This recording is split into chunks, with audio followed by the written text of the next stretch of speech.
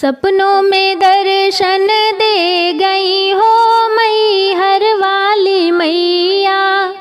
सपनों में दर्शन दे गई हो मैहर वाली मैया। मैया दुआरे एक अंधा पुकारे, मैया दुआरे एक अंधा पुकारे। अंधे को नैना दे गई हो मैहर वाली मैया। अंधे को नैना दे गई हो मैहर वाली मैया।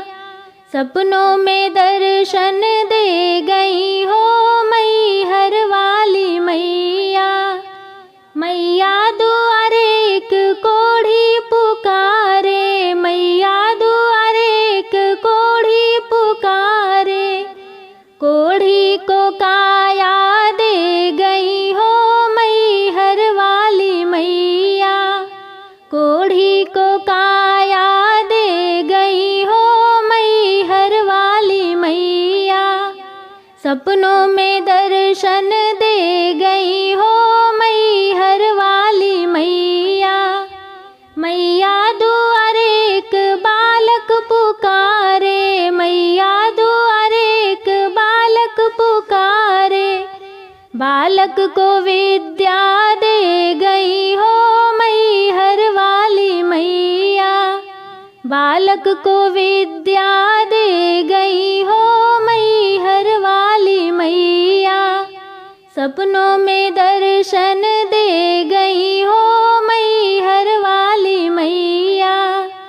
मैया दुआरे एक कन्या पुकारे, मैया दुआरे एक कन्या पुकारे।